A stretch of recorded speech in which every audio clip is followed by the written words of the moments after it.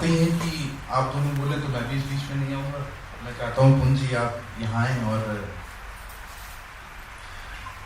पुंज प्रकाश, आप राष्ट्रीय नाट्य विद्यालय के स्नातक, पिछले 2 दशकों से युवा रंगकर्मियों के साथ प्रयोगधर्मी रंगकर्म कर रहे हैं।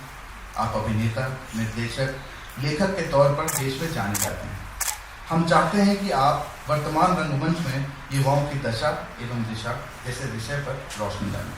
पुंज प्रकाश।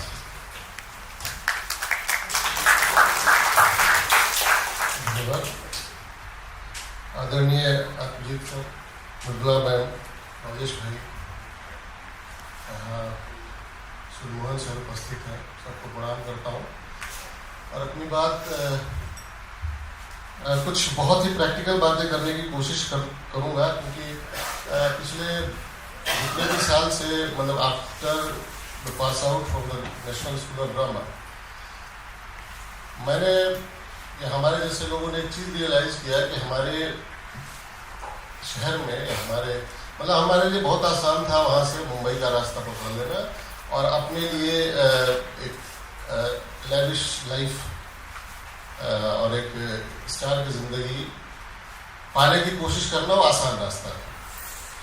लेकिन हमने अपने लिए शायद एक चुनौतीपूर्ण रास्ता अपनाया कि नहीं, हम उस चीज़ की कमी पूरा करेंगे जिसकी कमी हम राष्ट्रीय नाट्य विद्यालय आने से पहले अपने शहर में पा रहे थे।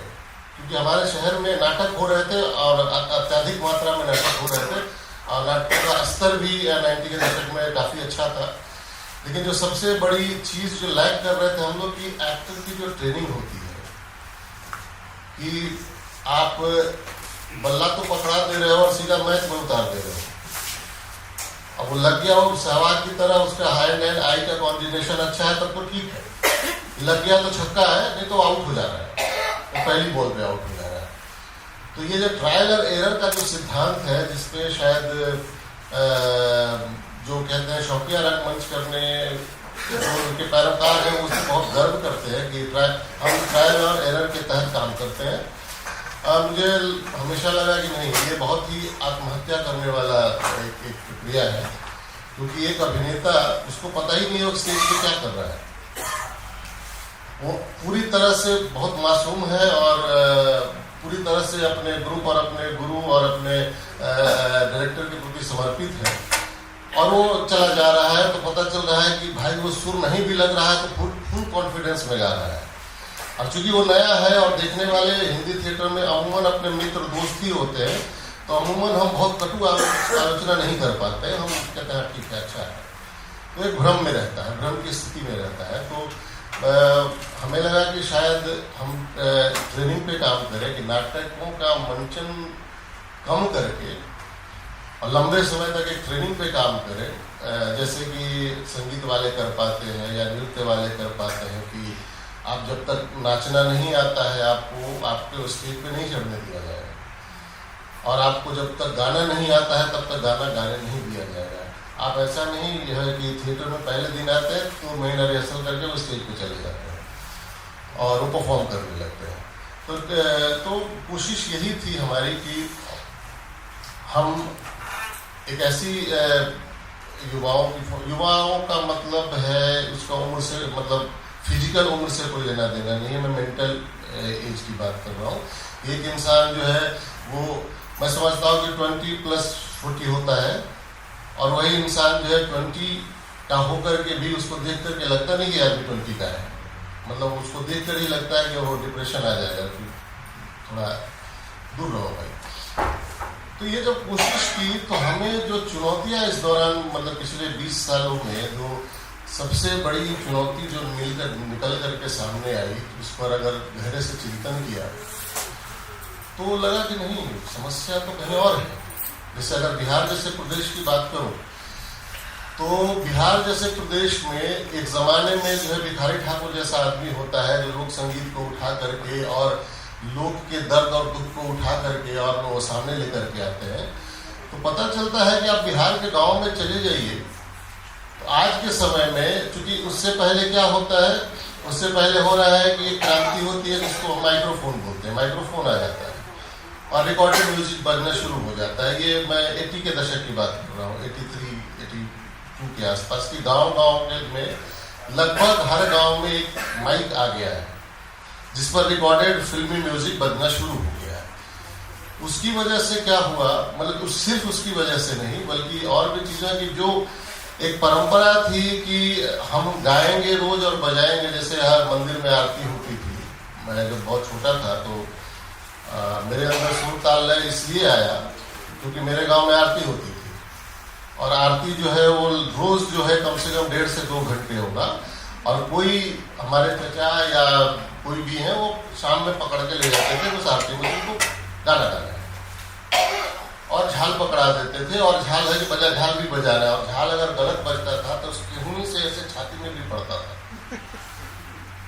तो ये ट्रेनिंग चल रही थी जो बाद में बहुत काम आया। जब थिएटर में आया तो मैं गा सकता था, मैं डांस कर सकता था, मैं झाल बजा सकता था, मैं ढोलक बजा सकता था, मैं हारमोनियम का सुर पहचान देता था, इतना मेरे पास जानकारी थी।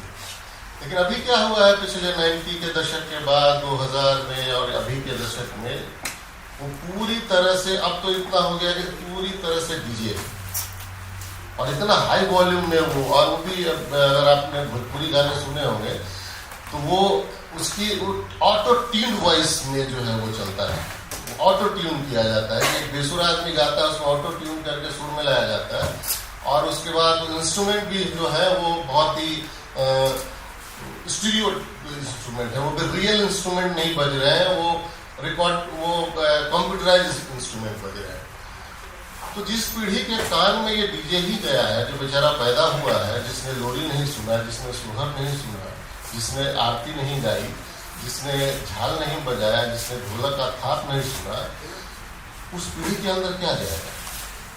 तो जब वो आता है उसकी इच्छा तो है, उसके अंदर ये है उसको अभिनेता बनना है, लेकिन जब वो आता है हम साफ साफ दिखता है कि वो जो गाना था ना कि सुर है न ताल है आजा संवरिया आ तो बोला कि न सुर है न ताल है, तो ये क्या होगा? मुझे एक लाइन याद आती है, किसी मैं वक्तव्य में सुन रहा था, उन्होंने बात कही थी कि युद्ध क्या है? युद्ध जो है दो देशों के बीच सुर और ताल का और लय का नाम मिलना, इसको युद्ध बोलते हैं। तो ये व्याख्या है। तो हम बोले भाई ये जो अभिनेता है, जो अभिनेता बनने आया है, उसकी इच्छा तो है अभिनेता बनने की, पूरी चाहत है इच्छा अभिनेता बनने की, लेकिन उसके अंदर न सुर है, न ताल है, न लय है, तो क्या करना पड़ेगा? आज दूसरी एक बात और थी कि बचपन में कबड्डी था, इस तरह के खेल थे जिससे फिजिकल एक्टिविटी होती थी और फिर वो भी गायब है। तो उसका शरीर अकड़ा हुआ है और शरीर अकड़ने से दिमाग अकड़ा हुआ है और उसके अंदर न सुर है, न ताल है, न लय है। मैं अपवादों की बात नहीं कर रहा हूँ, कुछ बच्चे अपवाद भी हैं जिसके अंदर है, वो शायद उनके घर में अपनी परंपरा है या कुछ है। जब परंपरा से ही ये सुर ताल लय गायब हो गया और एक्सरसाइजेज गायब हो गए, न कुश्ती लड़ा जा रहा है, न कबड्डी खेली जा रही है, न एक दूसरे का से अपना बाजू लड़ा रहे हैं, तो जब वो लड़का आ रहा है तो उसको योगा का एक शुरुआती आसन करना भी उसके लिए बहुत कठिन काम है। अब उसका जो आदर्श है वो कुछ और है, क्योंकि आज के ज़माने में अब कहे कि सोशल मीडिया है, वो बेचारा इस बात से ओवरलोडेड है कि बेलशन का एक लड़का जो है आज बॉलीवुड का स्टार बन गया तो हम क्यों नहीं बन सकते? ओवरलोडेड है, उसके ऊपर बोझ है कि एक गांव का लड़का निकला है मधुबनी। ये आप बहुत आश्चर्य की बात है कि जब मनोज वाजपेयी फिल्मों में आए और हिट हुए तो मधुबनी और उस इलाके का एक पूरा हुजूम आया पटना कि उसको एक्टर बनना, जिसमें पंकज भी थे उसी हुजूम में। अब क्या पढ़ा था उन्होंने? अखबार के पिछले पन्ने पे जो गॉसिप छपता है, गॉसिप से प्रभावित होकर वो अभिनेता बन गया है। तो अब वो कहा जाता है कि ठीक है आप अच्छा थिएटर में इसलिए आए हैं क्योंकि आजकल जितने भी जो एक्टर्स हैं जो वेब सीरीज वगैरह में काम कर रहे हैं ज्यादातर वो थिएटर वाले हैं, और वो जब भी इंटरव्यूज देते हैं तो वो कहते हैं कि थिएटर से मतलब अच्छी थिएटर की ट्रेनिंग मुझे काम आ रही है। तो सामने वाले ने ये पढ़ा और उसको लगा कि थिएटर करके हम भी एक्टर बन जाएंगे, क्योंकि वो बन गए थे। अब है कि हम थिएटर करना चाहते हैं थिएटर हम स्वीकार करना चाहते हैं थिएटर को, थिएटर आपको स्वीकार करने के लिए तैयार है कि नहीं, ये कैसे तय होगा? हम अपने लायक थिएटर को समझ रहे हैं, थिएटर के लायक भी आप हैं कि नहीं है। तो इसमें चूंकि हम देखेंगे इस दौरान जो जिसकी बात मैम कर रही थी अपने आखिरी पैरा में अपनी स्पीच के, कि कंसर्न क्या है कि थिएटर क्यों करना, तो उनको थिएटर करना ही नहीं है। वैसे एक लंबी फहरिस्त है, पिछले 20 साल से मैं एक ऐसा अभिनेता ढूंढ रहा हूँ या एक ऐसा रंगकर्मी ढूंढ रहा हूँ जो बतौर ऑर्गेनाइजर या बतौर ग्रुप संचालक मेरा थोड़ा सा बोझ अपने कंधे पर ले सके। वो नहीं, इसलिए नहीं है कि इश्क जो है फिल्म से लगा है और वेब सीरीज से लगा है, साथ में थिएटर के रह रहे हैं, तो उनको सब बात भी समझ में नहीं आती जो पढ़ाई जाती। क्योंकि मैं तो थिएटर वाला हूँ, थिएटर पढ़ाऊंगा, फिल्म नहीं करता, और मैं फिल्म का एक्सपर्ट भी नहीं हूँ, फिल्म पढ़ाऊंगा ही नहीं। अब उनको ये भी नहीं समझ में आता कि भाई थिएटर करने से कोई एक्टर नहीं बन जाता। जो लोग ये इंट्रोड्यूस दे रहे हैं वो बीच का पोर्शन भूल छोड़ दे रहे हैं कि उनका अपना मंथन भी है, चिंतन भी है। जो लोग दोनों विधा में काम करते हो जानते हैं कि कैसे शिफ्ट करते हैं अपने आप को, कि अगर थिएटर वाली एक्टिंग जो है, अंकुर जी बहुत मजाक में कहते थे एक बात कि कुछ डायरेक्टर ऐसे हैं कि उनको थिएटर करने को दो तो सिनेमा बनाने लगते हैं, और सिनेमा करने को दो तो थिएटर करने लगते हैं। तो ये विधा के शिफ्टिंग उनको नहीं, शायद वो अच्छे डायरेक्टर हैं, वो तो थिएटर के अच्छे डायरेक्टर हैं, फिल्म में वो अच्छे डायरेक्टर, जैसे मनोहर सिंह और नसीर साहब को जो जिन्होंने स्टेज पे देखा है उन्हें मालूम है कि उनका रेंज कुछ और है, एक्टिंग का रेंज कुछ और है। सिनेमा शायद उनके उस रेंज को कैच नहीं कर पा रहा है या पकड़ नहीं पा रहा है। खासतौर से मनोहर सिंह की अगर बात करें, मनोहर सिंह सिनेमा में बहुत ही सामान्य एक चरित्र अभिनेता बन के उभरते हैं, लेकिन वो थिएटर में ऐसे नहीं है। थिएटर में वो एक लीजेंड है। और उनकी दूसरी एक जो बहुत चिंता का विषय है हम सबके लिए, दो चीजें। पहला है कि बिहार जैसे स्टेट में सबसे अच्छे तरीके से, और शायद यूपी में भी, जिस चीज की सबसे बड़ी हत्या की गई है उसको कहते हैं शिक्षा। ये सही एजुकेशन है ही नहीं। ये जो अभी पीढ़ी आई है वो कॉलेज जाती नहीं, कॉलेज में एडमिशन लिया है, स्कूल में एडमिशन लिया है, जाती नहीं, वो सिर्फ एग्जाम देने जाती है। अब मेरी समझ में नहीं आता तो तुम एग्जाम किस बात का देते हो जब पढ़ाई नहीं होती या पढ़ते ही नहीं हो? किस बात का एग्जाम है? तो भैया तो वो कहीं सेंटर अपना देख लेता है, और सेंटर के हिसाब से जहाँ खुलेआम गेस पेपर खोल करके और लिखा जाता है और डिग्री वो पाई जाती है। तो बोले इस शिक्षा का होगा क्या? ये तो अपने आप को धोखा देना है, अपने पेरेंट्स को धोखा देना है, अपने समाज को धोखा देना है। ये इनको समझ में नहीं आ रहा। मैं व्यवस्था की बात नहीं कर रहा हूँ, क्योंकि व्यवस्था हम ही बनाते हैं, कोई और नहीं बनाता। हम सब वोटर हैं और हम ही चुनते हैं कि हमें तो जैसे हम वैसी व्यवस्था, जैसे व्यवस्था वैसे हम एक दूसरे के पूरे। तो आपके सामने एक ऐसा युवा है जो पूरी तरह से, जिसको बोलते हैं इलाकाई साफ है अधिकतर, कि न उसमें बौद्धिक समझ है, न उसका शरीर चलता है, और न उसका मतलब कमाल की बात यह है कि सामने स्क्रिप्ट दे दीजिए, वो शायद 4 लाइन सही से पढ़ नहीं सकता। मतलब अगर पढ़ रहा है तो उसका अर्थ उसको नहीं समझ में आ रहा है। और अंधाई जैसी स्क्रिप्ट की तो खैर वो तो, लेकिन कॉन्फिडेंस इतना है कि वो अंधाई 8 दिन में खेल देता है। कॉन्फिडेंस लेवल में 8 दिन में अंधाई, और कहता है कि भैया आइएगा देखने, हमें 8 दिन मिलेगा। मैं हाथ जोड़ लेता हूँ, भाई मेरी इतनी हिम्मत नहीं है। और उसके बाद जब आप देखने जाते हो तो पता चलता है कि जो पहला अध्याय है अंधाई का, जो पहला चैप्टर है, वो एडिट कर देता है। इसलिए एडिट कर देता है कि उसमें संस्कृत के श्लोक हैं जो वो क्या उनके ब्रह्मा ना बोल पाएंगे, तो एडिट करता हूँ अपने हिसाब से। ये मेरा धनुष है, धनुष अश्वत्थामा का, ये उनकी स्पीच है। और स्पीच ये है कि आषाढ़ का पहला दिन और ऐसी वर्षा में। अब कहते भैया बहुत कोशिश किया हम लोग शुद्ध बोलने का। तो इस कॉन्फिडेंस अब इनसे टकराहट जब होती है, जब तो कमाल की बात है कि मुझे मेरे साथ काम करने वाले या मुझे मेरे काम करते हुए देखने वाले मुझे जल्लाद बोलते हैं कि जल्लाद इसलिए बोलते हैं कि पहली लाइन आषाढ़ का पहला दिन बोलो, दूसरी लाइन पे बाद में चलेगा। तो समझ में आता है कि ये छोड़ दो, आषाढ़ का एक दिन हटा दो, स्क्रिप्ट आओ क से शुरू करते हैं। बोला तो अभी छोड़ दो, तो अभी बड़ा प्रॉब्लम है यार, क्योंकि उसमें भी दो चीजें क और अ है, तो आओ ध्वनि पे चलते हैं। तो कहता है ये क्या बात है, हम तो एक्टर बनने आए थे, स्क्रिप्ट दो। एक लड़के ने बोला ऐसा रोल दीजिए भैया कि फाड़ दे, दिखा देना।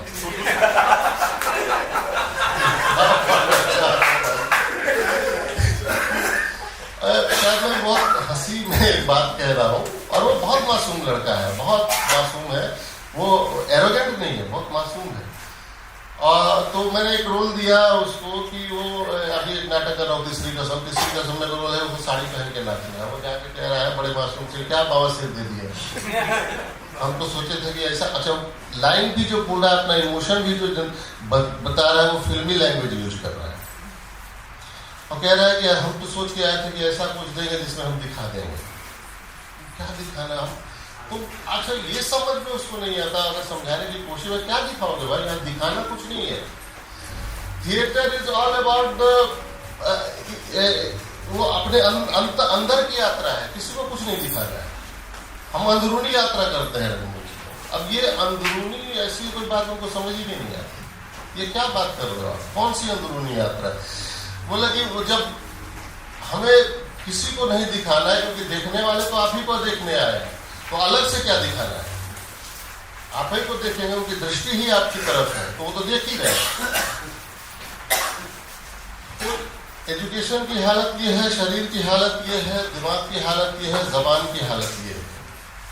हाँ, कुछ इसमें अपवाद हैं, कुछ बच्चे हैं जो बहुत समझदार हैं और वो इतनी तेजी से आगे बढ़ रहे हैं, तब उनके क्या होता है कि इंफिनिटी कॉम्प्लेक्स डेवलप हो रहा है कि भैया हम अभी जब कास्टिंग हम लोग करते हैं, अभी जब तीसरी कसम की कास्टिंग किया, 4 पुराने एक्टरों ने छोड़ दिया। बोले क्या बात हुई, हम 6 साल से आपके साथ काम कर रहे हैं, तो अभी आया है, आपने हीरामन कैसे दे दिया। तो बोला भैया अब फ्रेग्रेंस कैसे समझाए आपको, हीरामन के कैरेक्टर का जो फ्रेग्रेंस है वो आपके अंदर है नहीं, आप नहीं कर सकते।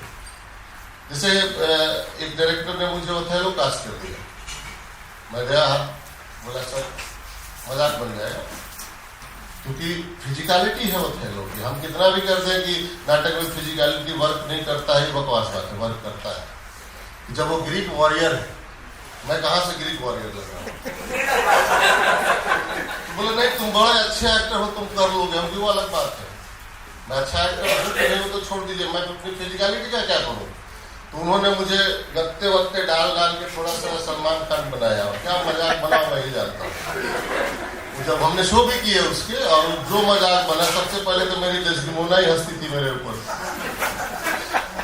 वो तो अच्छी बात थी कि मैं शुरू से ही जान गया था कि मैं ओथेलो नहीं हूँ, तो मेरा कॉन्फिडेंस ब्रेक नहीं हुआ। और मैंने कहा कि चलो भैया ये निपटा दो, क्योंकि ये तो मानने को तैयार नहीं है कि मैं ओथेलो नहीं हूँ। उनको लगता है कि ये कुछ जादू करेगा। अरे जादू भी तो, जादू करने के लिए भी तो कुछ चीजें तो होनी चाहिए ना, फिजिकलिटी कैसे बनेगी आप अपनी, तो नहीं हो पाया। तो मेन चुनौती ये हो रहा है कि एकदम शुरू से, जो एकदम जीरो से, और जीरो पे आने के लिए वो तैयार नहीं, क्योंकि ऑलरेडी ओवरलोडेड है सोशल मीडिया और इस तरह के, और बहुत सारे किसी एक्टर को उन्होंने अपना आदर्श मान लिया है।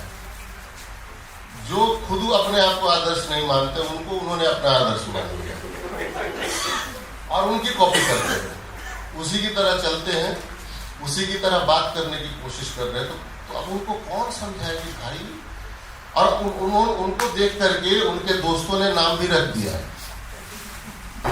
नवाज भाई आ गए।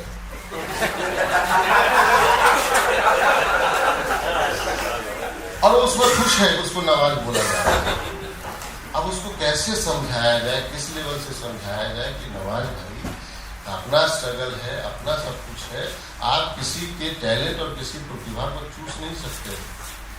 कोई अर्थिंग थोड़ी है, कोई करंट थोड़ी प्रवाहित हो रहा है उसमें जो है ऑक्सी फंसा के जो है अपने घर में दिया जला लिए, नहीं जलेगा। आपको अपनी सर्च करनी है। इस सर्च में क्या हो रहा है कि परसेंटेज जो है वो जो थिएटर में आने वाले युवाओं के परसेंटेज तो बहुत ज्यादा है, लेकिन मोह भंग भी बहुत जल्दी हो रहा है। और बहुत जल्दी के क्रम में मतलब कि अभी मैं प्रैक्टिकल आपको बात करूं तो पिछली बार जब हम लोगों ने वर्कशॉप किया था तो एप्लीकेशन आए थे 320, हमने रखा 85। अभी जो हमारे साथ काम कर रहे हैं उस 85 में से सिर्फ 16 लोग बचे, बाकी का जो है मोह भंग हो गया। उसमें से कुछ जो है उन्होंने कहा कि सीधा सिनेमा करो, दिमाग खराब कर रहा है, इसके वो सीधा मुंबई चले। तो हम जो पूछते भैया मुंबई कैसे जाया जाता है? मतलब ट्रेन से जाया जाता है, प्लेन से जाया जाता है, तो चलेगा। तो लेकिन अब है कि दिक्कत है कि हम लोग जैसे मैम कह रही थी, बाबा से भी कल बात हो रही थी कि क्या है ना, हम अपने युवाओं का सपना भी खुद जीते हैं। और उनको लगता है कि ये हमें डांट रहा है, हमें फटकार रहा है, हम पर गुस्सा कर रहा है। लेकिन एक गुरु जो होता है अपने शागिर्दों की, मतलब मैं समझने के लिए गुरु और शागिर्द बोल रहा हूँ, बाकी थिएटर में सब फ्रेंड दोस्त होते हैं। तो अपना जो गुरु है अपने शागिर्द का सपना भी जीता है, लेकिन वो शागिर्द को कभी बताता नहीं है मैं तुम्हारा सपना जी रहा हूँ। शागिर्द को लगता है, शागिर्द अगर सेंसिटिव होगा तो वो समझेगा ये जो मुझे डांटा जा रहा है, मुझे बार बार खड़ा करने और चलने और मुझे कफ और जब बोलने के लिए, उसमें मुझे कोई नीचा दिखाने वाली बात नहीं है। दरअसल मुझे नहीं आता है और ये ठीक किया जा रहा है। ये बात बहुत कम लोग समझ पा रहे हैं अभी के समय में, क्योंकि वो जो जैसे एक लड़का आया और अपने पिताजी को लेकर आया, उसके पिताजी ने बोला कि देख लीजिए इसका भला हो जाएगा। और मेरे सामने मेरी इतनी हिम्मत नहीं है कि मैं उस बुजुर्ग को ना बोलूँ। तो आया 6 दिन बाद, उस 6 दिन हम लोग किताबों में बात कर रहे थे। 6 दिन की बातचीत में उसको समझ में आया कि स्टेनिस्लॉवस्की पढ़ना चाहिए, इससे एक्टर बनता है। तो हमारी लाइब्रेरी से स्टेनिस्लॉवस्की की 3 किताब लेके वो भाग गया। उसके बाद बोला जब स्टेनिस्लॉवस्की पढ़ के ही एक्टर बनना है तो यहाँ आने की क्या जरूरत है, वो भाग गया। अभी वो रील बना रहे और उसके लाइक कर रहे आते हैं, फॉलोअर आते हैं। तो जो बाबा करत एक बात बोलते थे कि सिद्धि और प्रसिद्धि, तो मुझे लगता है, मतलब मैं निराश नहीं हूँ, मैं खरी बात कहना चाहता हूँ ताकि मैं भी किसी मुगालते में न रहूँ और कोई मुगालते में न रहे। कि सिद्धि हमेशा, अब के समय में 1-2 ही बच्चा है जो सिद्ध होना चाहता है, बाकी सब प्रसिद्ध होना चाहते हैं। तो पूछते हैं प्रसिद्ध कैसे हो? उन्होंने बहुत आसान है, उसको पटांग सा रील बनाओ, प्रसिद्ध हो जाओगे। भाई कौन जाती है वो सेल्फी मैंने ले लिया, वो न सुर है न ताल है लेकिन गाना है, इसीलिए वो फेमस भी है गाना, क्योंकि बिना सुर ताल लय का भी गाना हो सकता है। तो अब हम जैसे लोगों के लिए, या जो भी थोड़ा जिसको बोलते हैं, अब कैसे समझाया जाए कि जब तक आपको समाज का माइन्यूट डिटेल आपको मालूम नहीं है, आप थिएटर कर ही नहीं सकते, एक्टिंग नहीं कर सकते। जो एक्टिंग करेंगे वो सुपरफिशियल लेवल की एक्टिंग होगी, क्योंकि हम एक रचनाकर्ता का काम कर रहे होते हैं, नई चीज गढ़ रहे होते हैं पूरी तरह से। भले ही स्क्रिप्ट पुरानी हो लेकिन चरित्र नया होगा, अभिनेता नया होगा, पूरा उसका चरित्र का निर्माण की प्रक्रिया पूरी नहीं होगी। तो भाई मल्लिका या अंबिका या कालिदास या तुलसीदास या फिर अश्वत्थामा, तो जब चरित्र गढ़ने की प्रक्रिया हमको नहीं मालूम, हम सीखे नहीं है, तो हर आदमी वही होगा, वो आएगा, चिल्लाएगा और ऐसे धनुष उठाएगा और बोलेगा ये मेरा धनुष है। वो तो फर्स्ट लेयर का है, वो हर आदमी वो कर, कोई भी आदमी वो कर देगा। थोड़ा खराब करेगा, थोड़ा अच्छा करेगा, लेकिन करेगा तो वही। लेकिन एक नए तरीके से, एक नए आस्वाद के साथ अगर वो आए, वो बात कि ये मेरा धनुष है और धनुष अश्वत्थामा का, सामने वाले भी लगे अरे यार हमने तो ये सोचा नहीं था कि ऐसे भी हो सकता है। जैसे एक ही गजल को जब गुलाम अली गाते हैं तो उसकी तासीर अलग होती है, जब मेहदी हसन साहब गाते हैं तो तासीर अलग होती है, और उसी गजल को जब कोई और गाता है तो तासीर अलग होती है, शायद धुन भी अलग होते हैं, सुर लय ताल भी अलग लगाया जाता है, तभी तो वो बात है। नहीं तो एक ही गाना जब एक ही धुन और एक ही सुर ताल में लय, तो मुझे लगता है फिर नए गायक की जरूरत क्या है, या नए संगीतकार की जरूरत क्या है। इसीलिए एक नए डायरेक्टर की जरूरत क्या है, जब वो पिछले 5000 या 10,000 साल से जो परंपरा चली आ रही है, जो सुर लगाया जा रहा है वो भी वही सुर लगवाने की कोशिश कर रहा है, तो उसी तरह का एक नए डायरेक्टर, एक नया एक्टर की जरूरत नहीं है मुझे। सिनेमा का ही उदाहरण दें तो वही लोग थोड़े से प्रसिद्ध हो पाते हैं जिनके पास अपनी एक खास शैली है, अलग है, वो सबसे अलग है। और अच्छा है बुरा है वो डिबेट का विषय हो सकता है, लेकिन अलग है। जहां कुछ अलग होता है, जैसे जब यक्कू होता है वो अलग है, इसीलिए वो याद रह जाता है। या शक्ति कपूर जब कहते हैं आओ, तो वो अलग है कुछ, तो ये याद रह जाता है। हम पॉपुलर फिल्मों का एक उदाहरण है, रिश्ते में हम तुम्हारे बाप होते हैं, हमें लगता है कि ये डायलॉग कोई भी बोल सकता है, जरा बोल के दिखाए, हास्यास्पद हो जाएगा। वो माहौल, वो बेस और वो तैयारी जो है सबके पास नहीं होती है, हम ये करें। तो अभी चुनौती ये है सबसे ज्यादा, मतलब कि थोड़ा ये जो धैर्य और धीरज और साधना वाली जो बात होती है, इसके बिना कैसे कोई कलाकार बन सकता है, कठिन। मतलब मेरे लिए तो ये मुश्किल है कि 7 बजे हम लोग 7 बजे सुबह क्लास शुरू करते हैं, मुझे हमेशा 10 मिनट लेट से शुरू करना पड़ता है। अभी कर देते हैं, अभी अरे सब खत्म ही, समझो सब खत्म ही है तो खत्म ही है वो, तो बस बोल। अब देखो युवाओं की बात कर रहे हैं, कितने युवा है, गंभीर विमर्श से भी उनको कोई लेना देना नहीं है कि आप सब युवा है, मैं मानता हूँ, लेकिन जो आए हैं, जिनके ऊपर अभी वो चक्र मचाएंगे, वो कहाँ है, वो कहीं और चक्र मचा रहे होंगे। वो चक्र भी है कि कुछ और, मतलब बाबा हमको सुनने के लिए आ गए, लेकिन ऐसा तो नहीं है कि आगे युवाओं को जो पता नहीं होगा कि मुझे और आपजीत सर और मैम जो है राजेश कुछ बोलने वाले, नहीं कोई इंटरेस्ट ही नहीं है, वो बोर हो जाएंगे, वो नींद आ जाएगी उनको, बोले क्या पकड़ कर रहा है, ये बताओ स्टार कैसे बनेंगे, ये तो इतना सब कुछ है, स्टार कैसे बनेंगे। तो ये सिर्फ हमारे से करने से नहीं होगा, ये युवाओं को भी समझना पड़ेगा और उन माता पिताओं को भी समझना पड़ेगा। मतलब ये बिहार जैसे प्रदेश में बहुत दुख की बात है कि जैसे ही बच्चा बोलता है कि मुझे एक्टर बनना है, उसको अपना संतान मानने से इनकार कर देगा। ऐसे नहीं, तुम कंपटीशन की तैयारी करो, तुम ये करो। मतलब मेरे पास ऐसी मतलब सैकड़ों कहानियां हैं कि उनके पिताजी ने पैसे नहीं दे। मैं कभी कभी गुस्से में बोल भी देता हूँ कि तुम एक बार अच्छे से पिताजी से बात करो, अगर नहीं मानते हैं तो ऐसे सर्टिफिकेट लेकर उनका नाम काट दो। क्या ऐसे पिताजी की जरूरत क्या है? क्योंकि जब बुढ़ापे में तुम उनकी सेवा नहीं करोगे तब तो वो केस कर सकते हैं तुम्हारे ऊपर। तो ये स्थिति है, मतलब बहुत दुख की बात। मेरे 4-5 एक्टर ऐसे हैं जो बड़े गंभीरता से काम कर रहे हैं, लेकिन उनको ट्यूशन पढ़ाना पड़ रहा है। अब जो बच्चा 3 से 4 घंटे ट्यूशन पढ़ा के अपनी लाइफ का वो खर्च निकाल रहा है, मैं कहता हूँ अगर उनके पिताजी कैपेबल है, अगर देंगे तो वो 3 से 4 घंटे जो है अपने ऊपर काम करेगा अगर, और वो शायद उसके गुरु में ज़्यादा वो सहूलियत होगी। तो कुछ और बात उन्होंने टोक के जो है वो सारा क्लीन बोल्ड कर दिया। टोकते नहीं, चलते परफॉर्मेंस में है।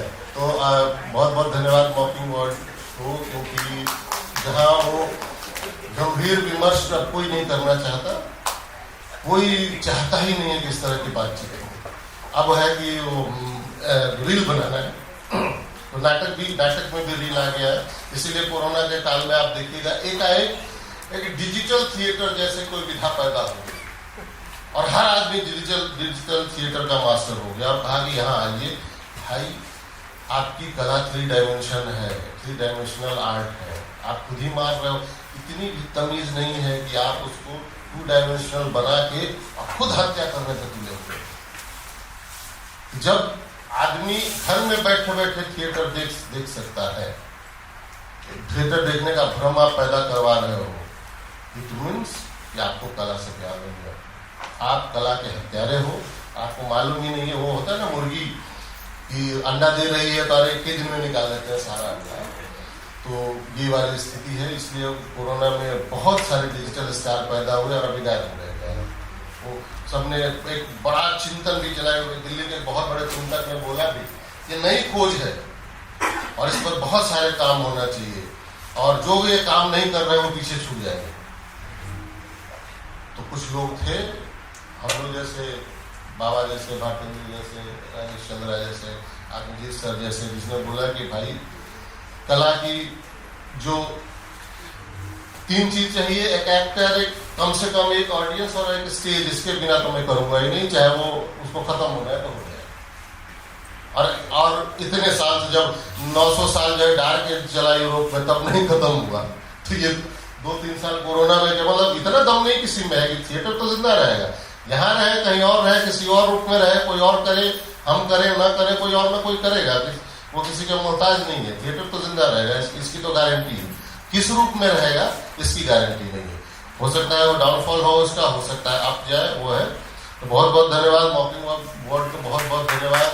और मॉकिंग बर्ड के जो युवा है मुझे उनसे उम्मीद है, इसलिए मैं उनकी कटु आलोचना करता हूँ, मुंह पे करता हूँ, क्योंकि आपसे उम्मीद है, इसलिए आपको आलोचना भी झेलनी पड़ेगी, क्योंकि आपसे उम्मीद है। जिससे उम्मीद नहीं होती वो कुछ भी कर रहे हो, मैं कुछ, हम जैसे लोग कुछ नहीं बोलते। बहुत बहुत धन्यवाद।